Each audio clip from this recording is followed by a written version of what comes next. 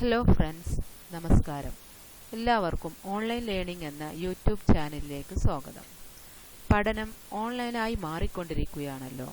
ഇന്ന് ഏതൊരാൾക്കും എന്തറിവും നിഷ്പ്രയാസം ഓൺലൈനായി സ്വായത്തമാക്കുവാൻ സാധിക്കും. അതുകൊണ്ട് തന്നെയാണ് ഓൺലൈൻ ലേണിംഗ് എന്ന ഈ ചാനൽ ഞാനിവിടെ തയ്യാറാക്കിയിട്ടുള്ളത്. കേരള സിലബസ് പ്രകാരമുള്ള ഹയർ സെക്കൻഡറി സ്കൂൾ എക്കണോമിക്സ് പാഠഭാഗങ്ങളാണ് ഈ ചാനലിൽ ട്യൂട്ടോറിയൽ വീഡിയോകളായി അവതരിപ്പിക്കുന്നത്. ഹയർ സെക്കൻഡറിയിൽ ഏറെക്കുറെ പ്രയാസമുള്ള ഒരു സബ്ജക്റ്റാണല്ലോ എക്കണോമിക്സ്. ആയതിനാൽ എക്കണോമിക്സിലെ ഓരോ അധ്യായങ്ങളും എക്സാം വ്യൂ പോയിന്റിൽ വളരെ ലളിതമായിട്ടാണ് ഈ ചാനലിൽ അവതരിപ്പിച്ചിട്ടുള്ളത്. ഓരോ അധ്യായത്തിലെയും ടോപ്പിക്കിന്റെ സ്വഭാവമനുസരിച്ച് രണ്ടോ അതിലധികമോ പാർട്ടുകളായാണ് ഇതിൽ അപ്ലോഡ് ചെയ്യാൻ ഉദ്ദേശിക്കുന്നത്. വളരെയധികം പ്രയോജനപ്പെടുന്ന ഈ ചാനലിന്റെ ലിങ്ക് ഓരോ വിദ്യാർത്ഥികൾക്കും വിദ്യാർത്ഥി വാട്സപ്പ്, ഫേസ്ബുക്ക് തുടങ്ങിയ സോഷ്യൽ മീഡിയ ഗ്രൂപ്പുകളിലേക്കും ഷെയർ ചെയ്യൂ. ചാനലിന്റെ ലിങ്ക് ഈ വീഡിയോയുടെ ഡിസ്ക്രിപ്ഷൻ ബോക്സിൽ കൊടുത്തിട്ടുണ്ട്. ഈ ചാനൽ അപ്ലോഡ് ചെയ്യുന്ന എല്ലാ വീഡിയോകളും നിങ്ങൾക്ക് ഉടൻ തന്നെ ലഭിക്കുവാൻ ഈ വീഡിയോയുടെ താഴെ കാണുന്ന സബ്സ്ക്രൈബ് ബട്ടൺ പ്രസ് ചെയ്യുന്നതോടൊപ്പം തൊട്ടടുത്ത് കാണുന്ന ബെൽ ഐക്കൺ ക്ലിക്ക് ചെയ്യുക. അപ്പോൾ നമുക്ക് ആദ്യ ക്ലാസ്സിലേക്ക് പ്രവേശിക്കാം. Chapter 1 Introduction to Microeconomics. The word economics has been derived from the Greek word oikonomia, which means household management. Economics എന്നുള്ള വാക്ക് ഗ്രീക്ക് വാക്കിൽ നിന്ന് ഉടലെടുത്തതാണ്. ഗ്രീക്ക് വാക്കായ ഒയ്ക്കണോമിയ എന്നുള്ള വാക്കിൽ നിന്നാണ് എക്കണോമിക്സ് എന്നുള്ള വാക്കുണ്ടായത്. അതിനർത്ഥം ഹൗസ് ഹോൾഡ് മാനേജ്മെന്റ്, കുടുംബഭരണം എന്നുള്ളതാണ്. In early days economics was known as political economy. പണ്ട് കാലങ്ങളിൽ എക്കണോമിക്സ് പൊളിറ്റിക്കൽ എക്കോണമി എന്നുള്ള പേരിലായിരുന്നു അറിയപ്പെട്ടിരുന്നത്. Alfred Marshall for the first time used the term economics instead of political economy. Alfred മാർഷലാണ് എക്കണോമിക്സ് എന്നുള്ള terms political എക്കോണമിക്ക് പകരമായി ആദ്യമായിട്ട് ഉപയോഗിച്ചത്. ആഡം സ്മിത്ത് ആണ് എക്കണോമിക്സിന്റെ ഫാദറായിട്ട് അറിയപ്പെടുന്നത്. അദ്ദേഹത്തിന്റെ വെൽ നോൺ ഫേമസ് ബുക്കാണ് an enquiry into the nature and causes of wealth of nation. Wealth of nation എന്ന ചുരുക്കപ്പേരിൽ അറിയപ്പെടുന്ന an enquiry into the nature and causes of wealth of nation in 1776 1776 ഈ book അദ്ദേഹം publish ചെയ്തത്. ഈ ഭാഗങ്ങളിൽ ഏറ്റവും പ്രധാനമായിട്ടുള്ളത് 4 എക്കണോമിസ്റ്റുകളുടെ പേരുകളും അവരെഴുതിയ ബുക്കുകളും പബ്ലിഷിംഗ് ഇയർ, അവരുടെ ഡെഫിനിഷൻസ്, അതാണ് ഇമ്പോർട്ടൻ്റ് ആയിട്ടുള്ളത്. ആദ്യമായി ആഡം സ്മിത്ത്, അദ്ദേഹത്തിൻ്റെ ഡെഫിനിഷനാണ് വെൽത്ത് ഡെഫിനിഷൻ. എക്കണോമിക്സിന് ആദ്യമായി നിർവചനം നൽകിയ ആളാണ് ആഡം സ്മിത്ത്. അദ്ദേഹമാണല്ലോ എക്കണോമിക്സിന്റെ ഫാദർ ആയിട്ട് അറിയപ്പെടുന്നത്. അപ്പോൾ വെൽത്ത് ഡെഫിനിഷനിൽ അദ്ദേഹം പറയുന്നത് economics is the science of studies which deals with the nature of wealth എന്നുള്ളതാണ്. വെൽത്തിനെ കുറിച്ച് പ്രതിപാദിക്കുന്ന സാമ്പത്തിക ശാസ്ത്രമാണ് എക്കണോമിക്സ് എന്ന് പറയുന്നത്. അദ്ദേഹത്തിന്റെ ബുക്കാണ് an enquiry into the nature and causes of wealth of nation in 1776 ഇത് പബ്ലിഷ് ചെയ്തത്. അതേപോലെ തന്നെ അദ്ദേഹത്തിന് ശേഷം വന്നിട്ടുള്ള ആൽഫ്രഡ് മാർഷൽ എക്കണോമിക്സിന് വേറൊരു നിർവചനം നൽകി. Economics not only the study of wealth but also the study of the welfare. Economics വെൽത്തിനെ കുറിച്ച് മാത്രം പറയുന്ന ഒരു സബ്ജക്റ്റ് മാത്രമല്ല, അത് ആളുകളുടെ വെൽഫെയർ, ക്ഷേമത്തെക്കുറിച്ചും പ്രതിപാദിക്കുന്ന ഒരു സബ്ജക്റ്റ് കൂടിയാണ്, ഒരു ശാസ്ത്രശാഖ കൂടിയാണ് എന്നാണ് ആൽഫ്രഡ് മാർഷൽ പറയുന്നത്. അദ്ദേഹത്തിന്റെ ഡെഫിനിഷന് വെൽഫെയർ ഡെഫിനിഷൻ എന്നാണ് അറിയപ്പെടുന്നത്. അദ്ദേഹം എഴുതിയ ബുക്കാണ് പ്രിൻസിപ്പിൾസ് ഓഫ് ഇക്കണോമിക്സ് 1890. അതിനുശേഷം വന്നിട്ടുള്ള ആളാണ് ലേണൽ റോബിൻസൺ. അദ്ദേഹം കൊണ്ടുവന്ന ഡെഫിനിഷൻ സ്കേഴ്സിറ്റി, ദൗർലഭ്യത്തെക്കുറിച്ചും പ്രതിപാദിക്കുന്ന ഒരു ശാസ്ത്രശാഖയാണ് എക്കണോമിക്സ് എന്നും അദ്ദേഹം എഴുതിയ ബുക്കാണ് അൻ essay on the nature and significance of economics in 1932. അതിനുശേഷം വന്ന ആൾ പോൾ എ സാമുവൽസൺ. അദ്ദേഹം കൊണ്ടുവന്ന ഡെഫിനിഷൻ ഗ്രോത്ത് ഡെഫിനിഷൻ, വളർച്ചാ ഡെഫിനിഷൻ. എക്കണോമിക്സ് എന്ന് പറയുന്നത് ഒരു ഗ്രോത്തിനെ കുറിച്ചും കൂടി പ്രതിപാദിക്കുന്ന ശാസ്ത്രശാഖ കൂടിയാണ്. അദ്ദേഹം എഴുതിയ ബുക്കാണ് എക്കണോമിക്സ് 1964 ആണത് പബ്ലിഷ് ചെയ്തത്. അപ്പോൾ ഇത്രയും ആളുകളെ കുറിച്ച് അവരുടെ ഡെഫിനിഷൻസ്, അവരുടെ ബുക്സുകളുടെ നെയിം, പബ്ലിഷ് ചെയ്ത ഇയർ, ഇത്രയാണ് ഈ ഭാഗത്ത് ഇമ്പോർട്ടൻ്റ് ആയിട്ടുള്ളത്. അല്ലാതെ അവരുടെ ഡെഫിനിഷൻസ് ഓരോന്നും എന്താണ് ഡിഫൈൻ എന്ന് പറഞ്ഞ് ചോദിക്കാറില്ല. ഡെഫിനിഷൻസിൻ്റെ നെയിമാണ് ചോദിക്കാറുള്ളത്. അത്രയാണ് എക്സാമിന് പ്രധാനമായിട്ടും ഉണ്ടായിരിക്കുന്ന കാര്യങ്ങൾ. ദെൻ നെക്സ്റ്റ് വരുന്ന ടോപ്പിക്കാണ് central problem of an economy. ഒരു എക്കോണമിയിലെ കേന്ദ്രീയ പ്രശ്നങ്ങൾ എന്തൊക്കെയാണ് എന്നുള്ളതാണ്. നമുക്കറിയാം, ഒരു സമ്പദ് വ്യവസ്ഥയിലെ പ്രധാനപ്പെട്ട സാമ്പത്തിക പ്രവർത്തനങ്ങൾ എന്നറിയപ്പെടുന്നത് ഉൽപാദനവും ഉപഭോഗവും വിനിമയവും വിതരണവുമാണ്. അതായത് production, consumption, exchange and distribution are the basic economic activities.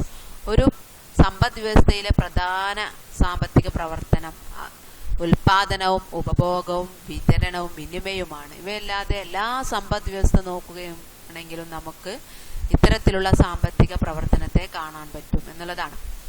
അതുകൊണ്ട് തന്നെ ഒരു economy, every society faces the problem of scarcity of resources that leads to the problem of choice. ഓരോ സൊസൈറ്റിയിലും സ്കേഴ്സിറ്റി, ദൗർലഭ്യം എന്നുള്ള വിഭവങ്ങളുടെ ദൗർലഭ്യം അനുഭവപ്പെടുന്നു. അതിനാൽ നമുക്ക് എന്ത് തെരഞ്ഞെടുക്കണം, ഒരു പ്രോബ്ലം ഓഫ് ചോയ്സ് അവിടെ നിലനിൽക്കുന്നു. ഈ ചോയ്സ്, ഈ തെരഞ്ഞെടുപ്പലാണ് എന്ത് സെൻട്രൽ പ്രോബ്ലം ഓഫ് എക്കോണമിയിലേക്ക് നമ്മെ നയിക്കുന്നത്. പ്രധാനമായിട്ടുമുള്ള സെൻട്രൽ പ്രോബ്ലം, കേന്ദ്രീയ പ്രശ്നങ്ങൾ ഒരു എക്കോണമിയിൽ എന്ന് പറയുന്നത്, അതിനെ നമുക്ക് പ്രധാനമായിട്ടും 4 തരംതിരിക്കാൻ പറ്റും. അവ ഏതൊക്കെയാണെന്ന് നമുക്ക് നോക്കാം. പ്രധാനമായിട്ടുള്ള കേന്ദ്രീയ പ്രശ്നങ്ങൾ ഉതകുന്ന 4 main reasons economic problem in an economy. അതിന് കാരണമാകുന്ന, സെൻട്രൽ പ്രോബ്ലത്തിലേക്ക് കാരണമാകുന്ന 4 കാരണങ്ങളാണ് ഉള്ളത്. ഒന്നാമതായിട്ട് ഹ്യൂമൻ വാണ്ട്സ് ആർ അൺലിമിറ്റഡ്. മനുഷ്യൻ്റെ ആവശ്യങ്ങൾ അപരിമിതമാണ്, അൺലിമിറ്റഡ് ആണ്, പരിധിയില്ലാതെ.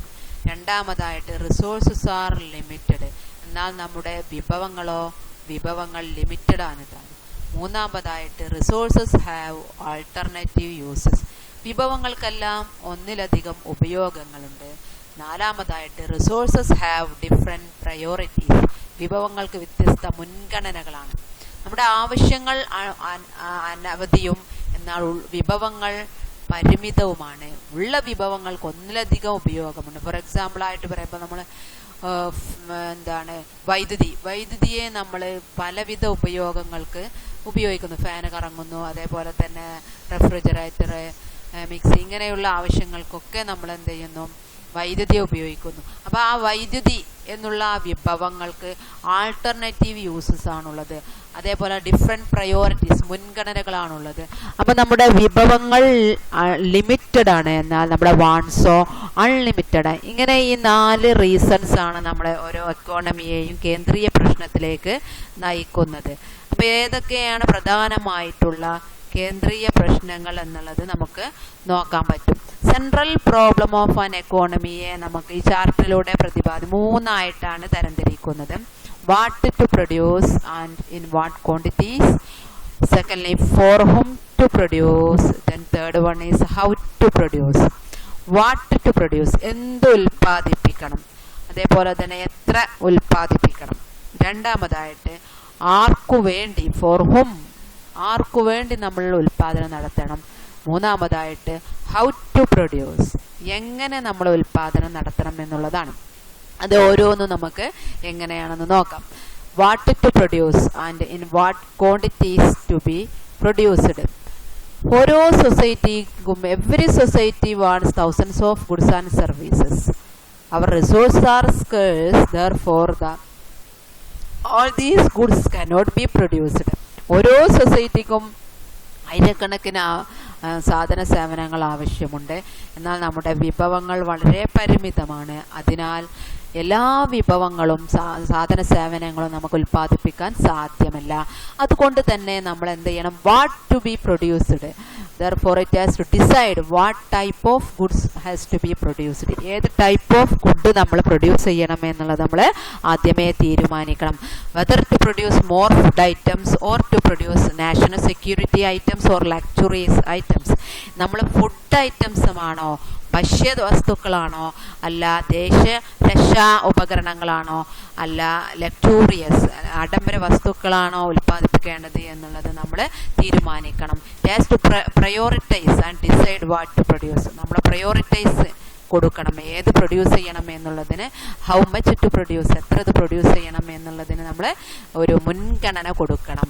ഫോർ എക്സാമ്പിൾ ആയിട്ട്, if it is decide to produce rice, then how many tons. അപ്പം നമ്മൾ റൈസ് പ്രൊഡ്യൂസ് ചെയ്യാൻ തീരുമാനിച്ചു, എന്നാൽ അത് എത്ര ടണ്ണ് നമ്മൾ പ്രൊഡ്യൂസ് ചെയ്യണം എന്നുള്ള ഒരു തീരുമാനത്തിൽ നമ്മൾ എത്തിച്ചേരണം. അതാണ് വാട്ട് ടു പ്രൊഡ്യൂസ് എന്നുള്ളത് കൊണ്ട് നമ്മൾ അർത്ഥമാക്കുന്നത്. അപ്പം എന്ത് ഉൽപ്പാദിപ്പിക്കണം, എത്ര ക്വാണ്ടിറ്റീസ് നമ്മൾ ഉൽപ്പാദിപ്പിക്കണം എന്നുള്ള തീരുമാനം ഓരോ സൊസൈറ്റിയും എടുക്കേണ്ടതുണ്ട്.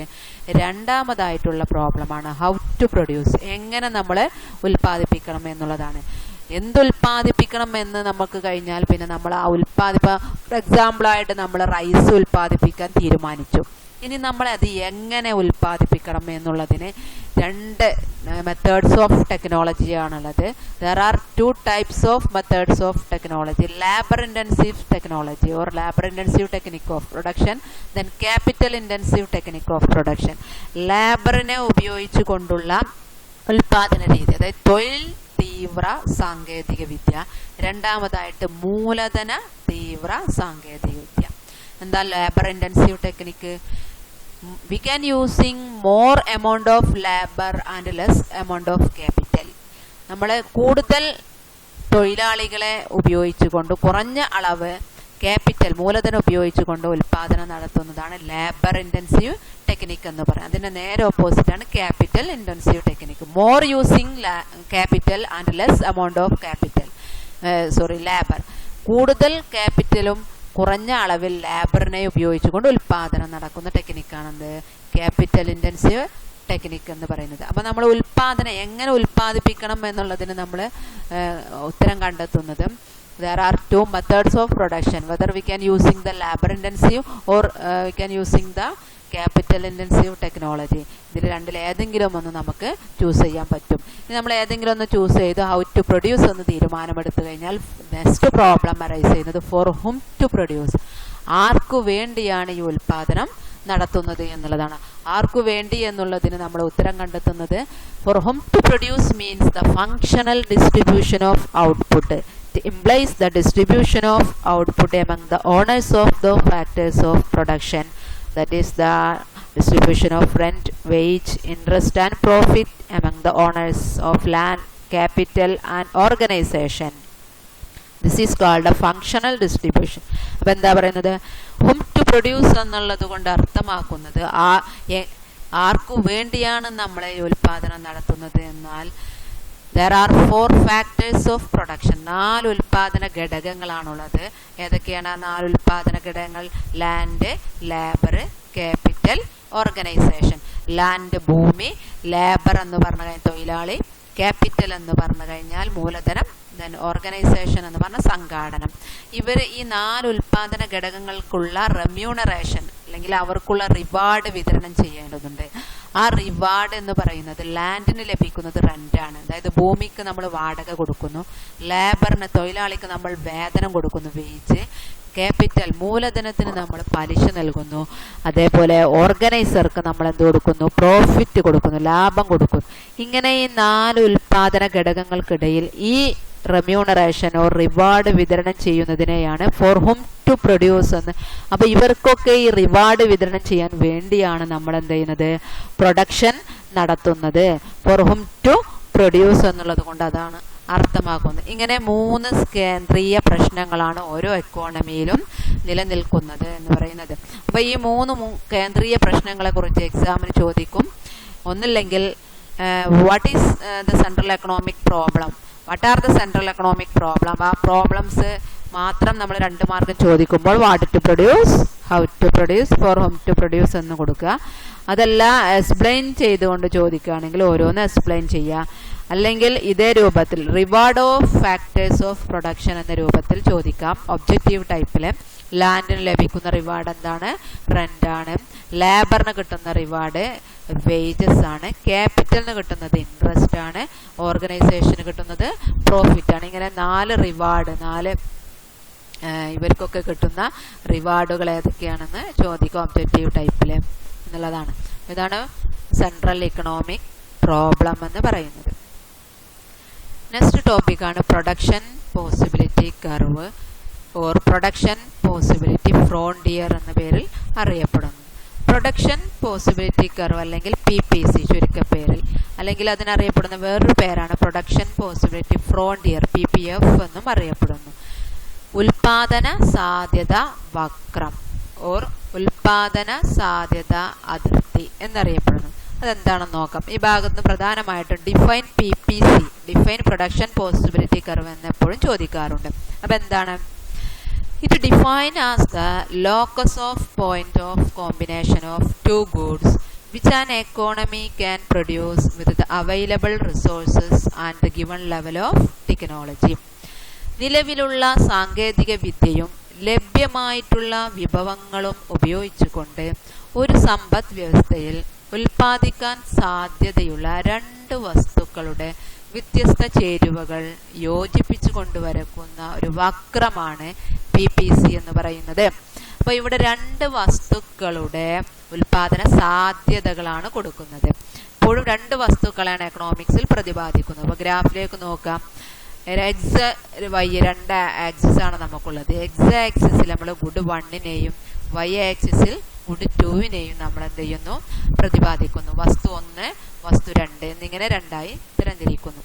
ABCDE എന്നുള്ള വ്യത്യസ്ത പോസിബിലിറ്റി സാധ്യതകളാണ്. ഒരു ഉൽപാദകന് എ എന്നുള്ള സാധ്യതയിൽ പ്രൊഡ്യൂസ് ചെയ്യാം, ഗുഡ് 1 പ്രൊഡ്യൂസ് ചെയ്യാം, ഗുഡ് 2 പ്രൊഡ്യൂസ് ചെയ്യാം.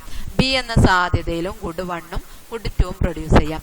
അപ്പൊ ഇവിടെ ഇങ്ങനെ രണ്ട് വസ്തുക്കളുടെ വ്യത്യസ്ത ചേരുവകൾ, ഓരോ സാധ്യതകളും വ്യത്യസ്ത ചേരുവകളെ നമ്മൾ യോജിപ്പിച്ചുകൊണ്ട് വരച്ചതാണ് ഈ കാണുന്ന വക്രം. ആ വക്രത്തെയാണ് PPC എന്ന് പറയുന്നത്. ഇവിടെ ഉപയോഗിച്ചിരിക്കുന്ന നിലവിലുള്ള ടെക്നോളജിയും ലഭ്യമായിട്ടുള്ള വിഭവങ്ങളുമാണ് ഉപയോഗിച്ചത്. അത് ഉപയോഗിച്ചുകൊണ്ടാണ് ഈ കാണിക്കുന്നത്. ഇവിടെ നമ്മൾ എ എന്നുള്ള സാധ്യത പ്രൊഡ്യൂസ് ചെയ്യുകയാണെങ്കിൽ ഗുഡ് 1ന്റെ ഇത്ര യൂണിറ്റ് പ്രൊഡ്യൂസ് ചെയ്യാം. അത് ഗുഡ് ബി എന്ന സാധ്യതയിലേക്ക് പോവുകയാണെങ്കിൽ ഗുഡ് 2 നമ്മൾ ഇത്രയും കുറച്ചുകൊണ്ടാണ് ഗുഡ് 1 കൂട്ടുന്നത്. ദെൻ സി എന്ന സാധ്യതയിലേക്ക് പോകുമ്പോൾ ഗുഡ് 1 കൂട്ടുകയും ഗുഡ് 2 കുറക്കുകയും ചെയ്യും. ഇവിടെ ഒരു ഗുഡ് കൂട്ടുകയും മറ്റേ ഗുഡ് കുറക്കുകയും ചെയ്യുകയാണ് ചെയ്യുന്നത്. അപ്പൊ അത്തരത്തിലുള്ള ഒരു വക്രത്തെയാണ് നമ്മൾ ഉൽപാദന സാധ്യത വക്രം എന്ന് പറയുന്നത്. എപ്പോഴും എക്സാമിന് വരാറുണ്ട് production possibility define, production possibility curve and draw PPC curve എന്നൊക്കെ വരാറുണ്ട്. അപ്പൊ എങ്ങനെ ഒരു പ്രൊഡക്ഷൻ പോസിബിലിറ്റി സെറ്റ് ഉണ്ടാക്കുന്നത് എന്നുള്ളതാണ് നമുക്ക് നോക്കാം. ഒരു പ്രൊഡക്ഷൻ പോസിബിലിറ്റി ടേബിൾ ആണ് ഈ കാണിക്കുന്നത്. എ മുതൽ ഇ വരെയുള്ള സാധ്യതകൾ പ്രൊഡക്ഷൻ പോസിബിലിറ്റീസുകളാണ്.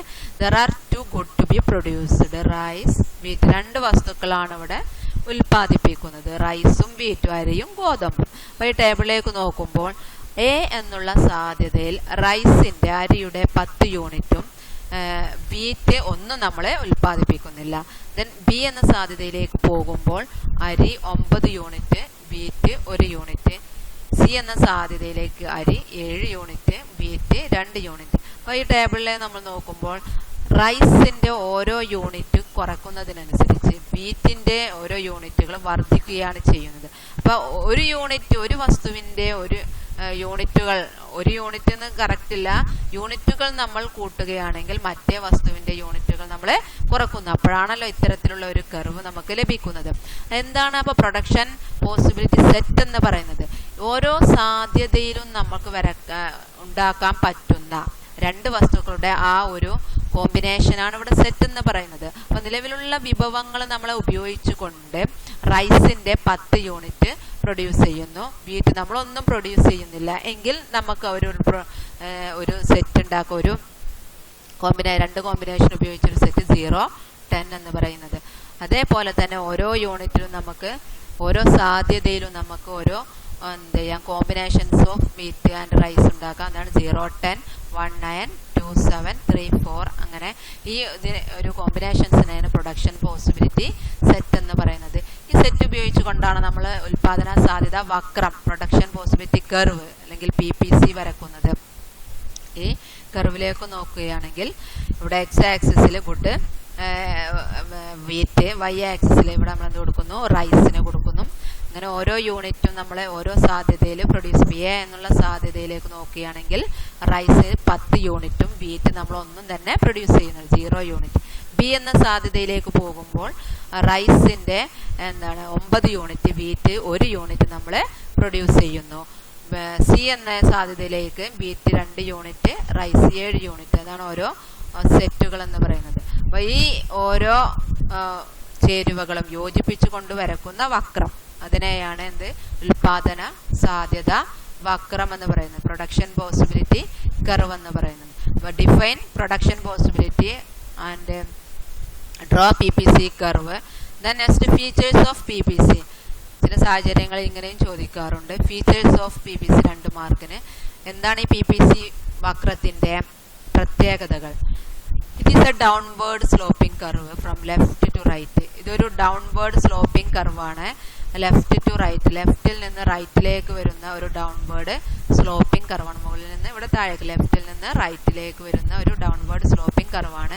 മാത്രമല്ല ഈ ഷേപ്പിന് പറയുന്ന പേര് it is concave. Concave to origin എന്നാണ് ഈ ഷേപ്പിന് നമ്മൾ അറിയപ്പെടുന്നത്.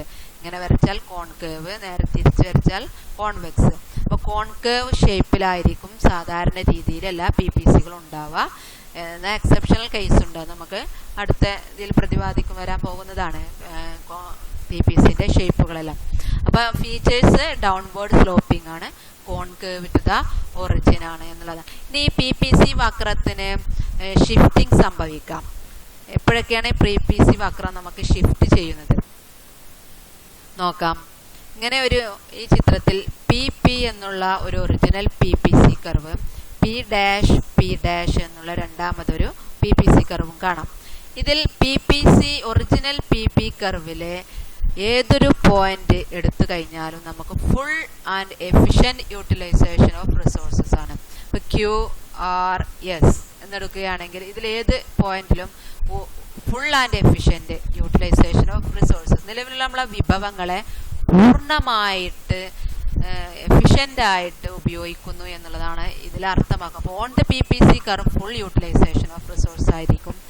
ഇനി ആ ഒരു PPC കർവിന് താഴേക്ക് പോവുകയാണെങ്കിൽ ഇവിടെ U എന്നുള്ള പോർഷൻ, U എന്ന പോയിന്റിൽ വിഭവങ്ങളെ നമ്മൾ അണ്ടർ യൂട്ടിലൈസേഷൻ ആണ്, പൂർണ്ണമായിട്ട് ഉപയോഗിക്കുന്നില്ല, അപൂർണമായിട്ടുള്ള വിനിയോഗമാണ്.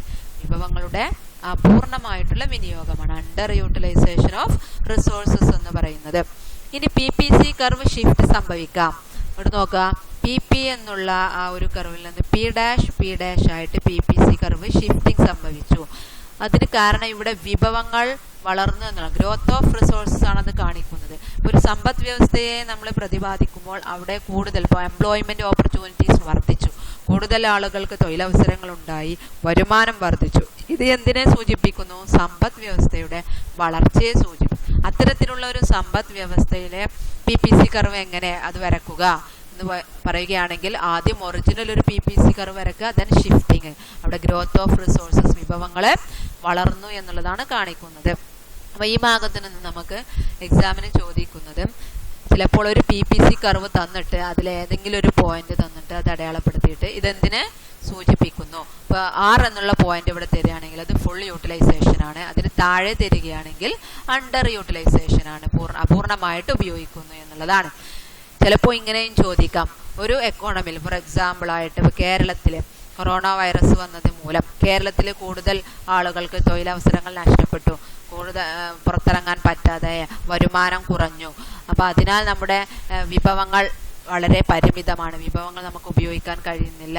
അപ്പോൾ അതിനാൽ എങ്ങോട്ടായിരിക്കും കേരളത്തിൻ്റെ PPC കർവ് നമ്മൾ എങ്ങനെ വരക്കാമെന്ന് ചോദിച്ചു കഴിഞ്ഞാൽ അവിടെ നമ്മളെ വിഭവങ്ങളെ ഫുൾ ഗ്രോത്ത് ഓഫ് റിസോഴ്സസ് നമുക്കില്ല. അപ്പോൾ അതിനാൽ അണ്ടർ യൂട്ടിലൈസേഷൻ ആയിരിക്കും അവിടെ ഉണ്ടാവുന്നത്, വിഭവങ്ങൾ പൂർണ്ണമായിട്ട് നമുക്ക് ഉപയോഗിക്കാൻ സാധിക്കുന്നില്ല. അല്ലെങ്കിൽ കൂടുതൽ വിഭവങ്ങൾ എക്കോണമിയിലുണ്ട്, അങ്ങനെയാണെങ്കിൽ എങ്ങോട്ടായിരിക്കും PPC കർവ് ഷിഫ്റ്റ് ചെയ്യുന്നത് എന്ന് ചോദിക്കാം. അപ്പോൾ ഗ്രോത്ത് ഓഫ് റിസോഴ്സസിനെ കാണിക്കുന്ന ഒറിജിനൽ ഒരു PPC കർവ് വരച്ചിട്ട് മുകളിൽ വീണ്ടും ഒരു ഷിഫ്റ്റിംഗ് കാണിച്ച് അതിന് പുതിയൊരു പേര് കൊടുക്കുക. അപ്പോൾ P എന്നുള്ളത് P', P1 അങ്ങനെ ഏതെങ്കിലും ഒരു പേര് കൊടുത്തതിന് ശേഷം അത് ഷിഫ്റ്റിംഗ് കാണിച്ചിട്ട് അതിനെ ഗ്രോത്ത് ഓഫ് റിസോഴ്സസ്, വിഭവങ്ങളുടെ വളർച്ചയാണ് അത് കാണിക്കുന്നത്. അങ്ങനെ അത്തരത്തിലുള്ള ചോദ്യങ്ങളാണ് ഉണ്ടായിരിക്കുക എന്നുള്ളതാണ്. ഇത്രയാണ് നമ്മൾ ഈ ഭാഗത്ത് പ്രതിപാദിക്കുന്നത്. നെക്സ്റ്റ് ഈ വീഡിയോയിൽ നമ്മൾ ഇത്രയാണ് ഉൾപ്പെടുത്തിയിട്ടുള്ളത്. അടുത്ത വീഡിയോയിൽ ഇതിൻ്റെ ബാക്കി ഭാഗങ്ങൾ പാർട്ടുകൾ നമ്മളെ ഉൾപ്പെടുത്തുന്നതാണ്. ഈ ചാനൽ അപ്ലോഡ് ചെയ്യുന്ന എല്ലാ വീഡിയോകളും നിങ്ങൾക്ക് ഉടൻ തന്നെ ലഭിക്കുവാൻ ഈ വീഡിയോയുടെ താഴെ കാണുന്ന സബ്സ്ക്രൈബ് ബട്ടൺ പ്രസ് ചെയ്യുന്നതോടൊപ്പം തൊട്ടടുത്ത് കാണുന്ന ബെൽ ഐക്കൺ ക്ലിക്ക് ചെയ്യുക.